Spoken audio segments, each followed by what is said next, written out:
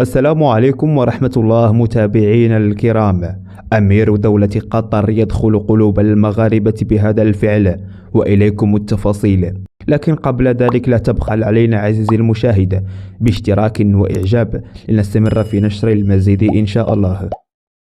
أبهر صاحب السمو الأمير تميم بن حمد آل ثاني المغاربة بعدما واظب على حضور كل مباريات المنتخب الوطني منذ أول مباراة ضد المنتخب الكرواتي، وصولا إلى المباراة الأخيرة التي جمعت أسود الأطلس بمنتخب كندا، والتي انتهت بتأهل تاريخي سيخلد طويلا. كما أن كل المهتمين بالشأن الكروي شاهدوا فرحة الأمير تميم بن حمد بانتصار المغرب، وستبقى صورته بعالم البلاد تاريخية ومحفوظة في أذهان المغاربة.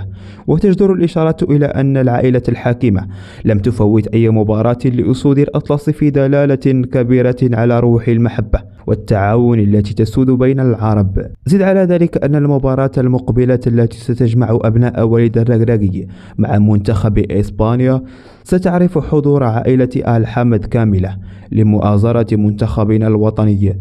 وفي الختام، باسمي ونيابة عن كل المغاربة، أتقدم بخالص عبارات الشكر والثناء في حق العائلة الحاكمة بقطر، وأتمنى لهم التوفيق والهناء والازدهار إن شاء الله.